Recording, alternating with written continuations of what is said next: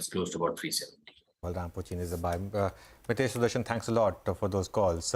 Let's now focus on the IT sector. It's been in focus after Wipro. Infosys has also trimmed its average variable payout for employees to 70% for the June quarter due to margin pressures.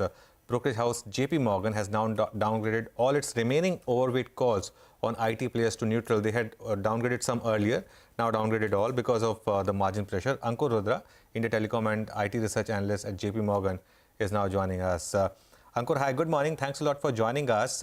Now, the big issue on IT companies, apart from the margin, is on the valuation, right? I think maybe it was your note itself which was saying that the stocks are still trading at 40% premium compared to the pre-COVID levels. Do we see more valuation reset from here on? Hi, good morning, Anuj. Thank you for having me. So I think valuations clearly do not bake in our view the kind of margin pressures which will have an impact on estimates, especially the earnings estimates. We think there's significant downside risk to earning estimates given the margin pressures we've seen so far are likely to persist at least in the medium term.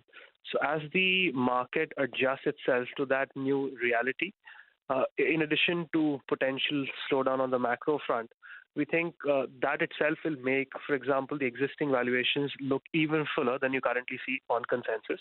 And secondly, given we are at, as you highlighted, 40% above pre-COVID average levels on the long-term basis, there seems to be not any support on the valuation front. We probably will see some, we should see some correction here for them to come to more reasonable levels.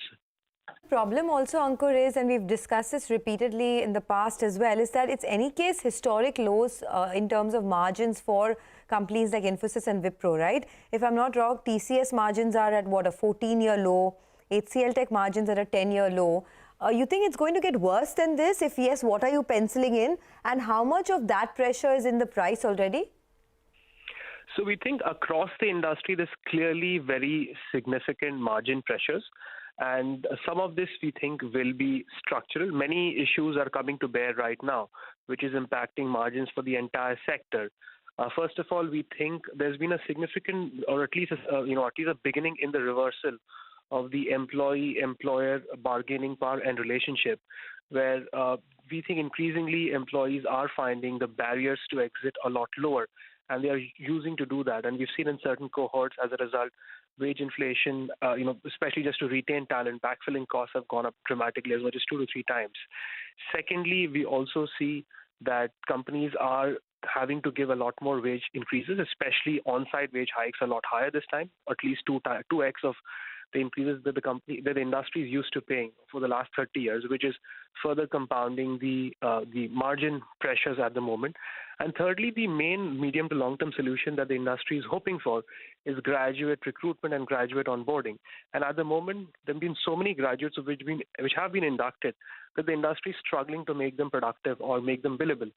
We've heard of situations where the acceptance of that with clients is a bit lower. Companies do not have the infrastructure to train and make these graduates productive because there's just been very low graduate hiring for the last 5 to 6 years, which has resulted in this problem.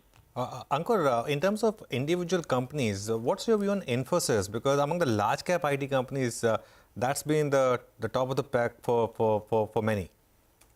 Unfortunately, we'll not be able to discuss any stock-specific views. I can talk about the industry. Okay, so just one last question then.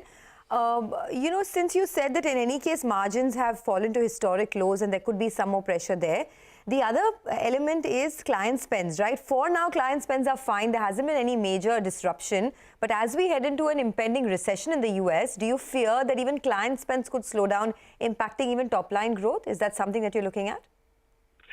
Yes, I think when we had downgraded back in May, we did highlight, and this is something that we are concerned about as well. JP Morgan had done a CIO survey back in June, which did indicate that incrementally a significant proportion of CIOs, we, for example, interviewed about or surveyed about 100 plus CIOs with a total spending of $125 billion globally. And that indicated at least 30 to 40% were expecting a slowing spending in the second half of CY22. And a very high proportion of that will see slow spending in CY23 as well.